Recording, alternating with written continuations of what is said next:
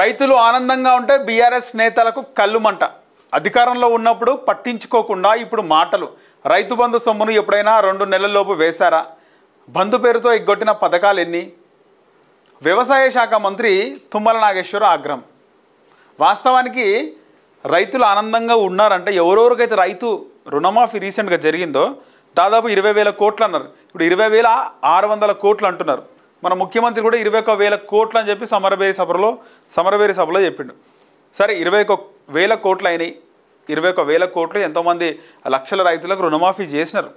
దానిపైన అసెంబ్లీలో ఒక పవర్ పాయింట్ ప్రజెంటేషన్ పెట్టి ఎంతమంది రైతులకు మళ్ళీ రుణమాఫీ జరిగింది, ఒక ఒక ఒక సెమినారు ఇప్పుడు అసెంబ్లీ సమావేశాలు వస్తున్నాయి కదా, అసెంబ్లీ సమావేశాల్లో పవర్ పాయింట్ ప్రజెంటేషన్ పెట్టి ఒక సెమినార్ 3 గంటలు కానీ 4 గంటలు కానీ ఏదో ఎన్నోసార్లు తిట్టుకుంటారు.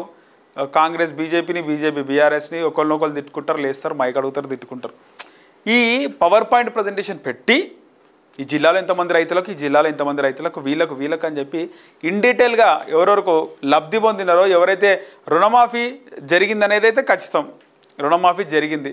కానీ 21,000 కోట్ల రుణమాఫీ జరిగిందా? ఎంతమంది లక్షల రైతులకు జరిగింది? చాలామంది రైతులు గ్రౌండ్ లెవెల్లో రుణమాఫీ అయ్యింది, మళ్ళీ మేము రుణం తీసుకున్నామని కూడా చెప్తున్నారు. చాలా వీడియోలు చూసినాం, గ్రౌండ్ లెవెల్లో కూడా ప్రత్యక్షంగా చెప్పడం జరిగింది. కానీ ఇంతమందికి మేము ఖచ్చితంగా చేసినాము అనేది ప్రతిపక్షాన్ని కూర్చోబెట్టి చెప్పొచ్చు కదా, చెప్తే వాళ్ళకు కూడా క్లారిటీ వస్తుంది. రైతుల ఆనందం సంతోషం వెలువరిస్తుంటే బీఆర్ఎస్ నేతలు ఓర్వలేకపోతున్నారు. రైతుల్లో ఆనందము బాగా ఆనందపడుతుంటే బీఆర్ఎస్ నేతలు ఓర్వలేకపోతున్నారు. వారి కళ్ళు మండుతున్నాయి. రాష్ట్ర వ్యవసాయ శాఖ మంత్రి తుమ్మల నాగేశ్వరరావు అన్నారు. ఆర్థిక పరిస్థితికి అనుగుణంగా రాష్ట్ర ప్రభుత్వం సంక్షేమ అభివృద్ధి పథకాలు అమలు చేస్తుంటే బీఆర్ఎస్ నేతలు జీర్ణించుకోలేకపోతున్నారని ఆరోపించారు. అధికారంలో ఉన్నప్పుడు రైతులను పట్టించుకొని బీఆర్ఎస్ నేతలు ఇప్పుడు రైతు సమస్యలపై చర్చించాలని అంటుంటే మొగుణ్ణి కొట్టి మొగసాలకు ఎక్కినట్టుగా ఉందని ఎద్దేవా చేశారు.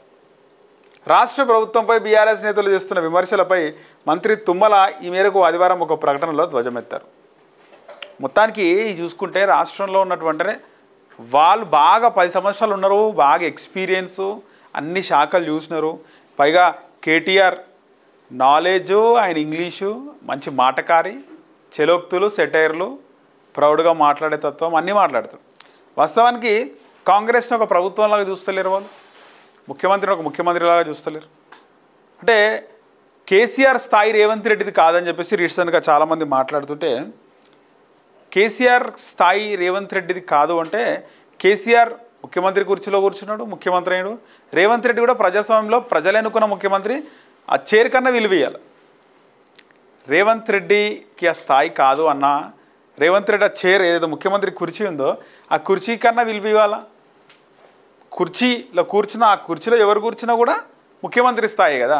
రేపు కేటీఆర్ కూర్చున్నా, హరీష్ రావు కూర్చున్నా, లేకపోతే కవిత కూర్చున్నా స్థాయి ముఖ్యమంత్రి స్థాయి కదా. ఆయనకుండే ప్రోటోకాల్ అది ఆయనకే ఉంటుంది. కానీ వీళ్ళు అంటే వీళ్ళకు అంత అవగాహన లేదు. రీసెంట్గా కూడా ఒకటి కేటీఆర్ మాట్లాడినాడు, గతంలో కూడా ప్రిపేర్ అయ్యి రాలే అసెంబ్లీకి అన్నారు, ఇప్పుడైనా ప్రిపేర్ అయ్యి ఉండండి అని. అంటే వాళ్ళకి అంత అవగాహన లేదు కాబట్టి వీళ్ళు కౌంటర్, అంటే హరీష్ రావు మనం తెలంగాణ భాషలో ఉంటుంది, అసలు దమ్ ఎసల్నీయలే అని చెప్పేసి, ఊపిరి ఆడనిస్తలేరు.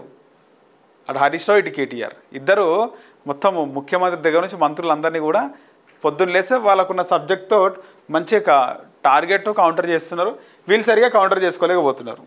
రైతు సంక్షేమమే రాష్ట్ర ప్రభుత్వ తొలి ప్రాధాన్యమని స్పష్టం చేశారు. దేశ చరిత్రలో ఎక్కడ లేని విధంగా కాంగ్రెస్ ప్రభుత్వం అధికారంలోకి వచ్చాక ఏడాదిన్నరలో 1,03,000 కోట్ల రూపాయలు. ఈ వార్త చూద్దాం. మొత్తానికి రుణమాఫీ చేసినారని చెప్తారు. ఇప్పుడు దీనికి సంబంధించి మన అకౌంట్లలో కూడా డబ్బులు వేసినారు కదా, దాని గురించి చెప్తారు.